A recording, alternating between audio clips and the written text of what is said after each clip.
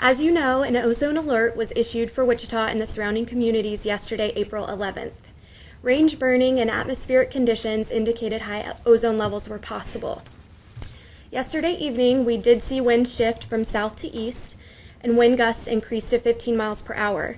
This caused smoke due to prescribed fires occurring east of town to travel into the Wichita area. Typically, this would be a recipe for negative air quality impacts, and in fact, we did see ozone levels spike well above the standard in the 6 and 7 o'clock hours.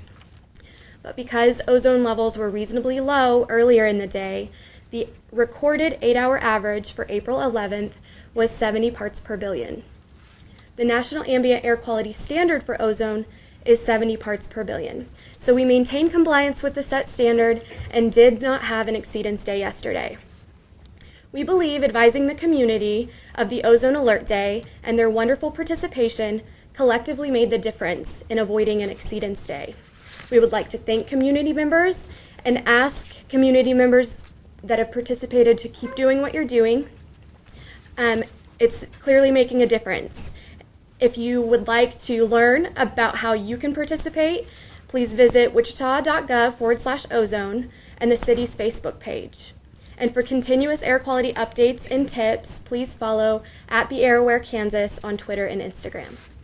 Thank you. Questions? You talked about the collective powers of the community helping with that yesterday. Can you kind of just address some of the things that people did or people should be doing? Sure. So we know that individuals rode Wichita Transit yesterday. We know that we had members of the community carpooling. We know that we had members of the community postponing yard work.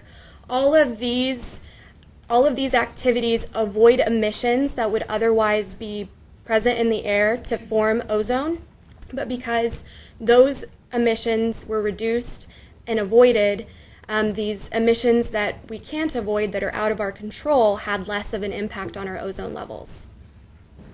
And obviously range burning was one of the contributing factors yesterday. Can you just kind of address, for the folks that are from the city and don't know why range burning occurs, it is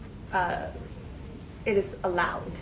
Right. Agricultural burning is required for farmers and ranchers to maintain their land.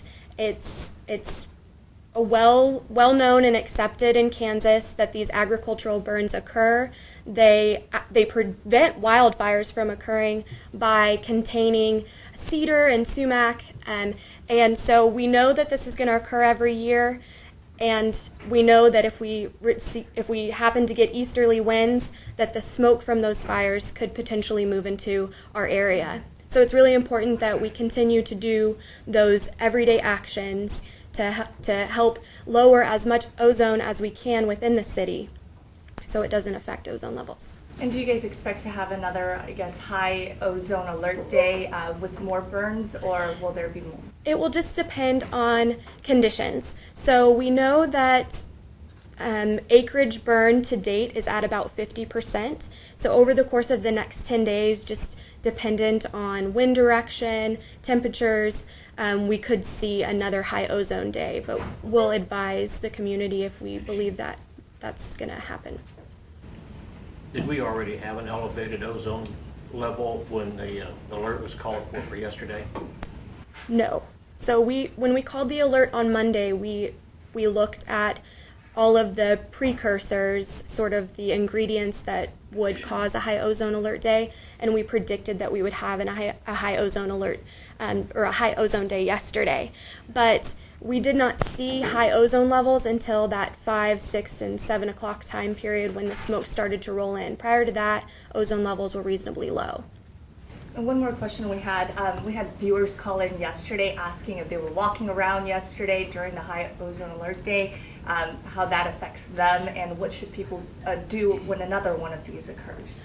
So we ask people to ride their bike and walk on these days to avoid emissions, and when we ask for participation, we are talking about healthy individuals who don't have any of those respiratory conditions. If you're in a sensitive group and you have asthma or COPD, we would ask that or advise that you may consider staying indoors.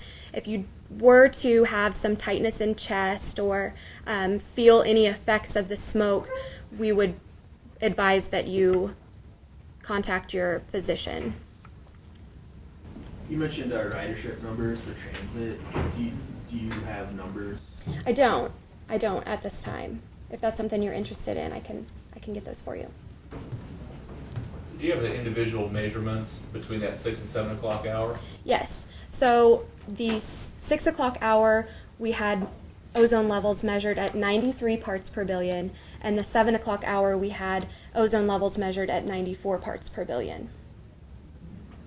And how do those numbers stack up? And are those potentially more hazardous since they're higher than that average set at 70? They are. So the standard is based on an 8-hour average because health effects are based on an 8-hour average. So if you were in conditions for that entire 8-hour period, those 1-hour spikes contribute to that 8-hour average and are moderately higher than what we would normally see.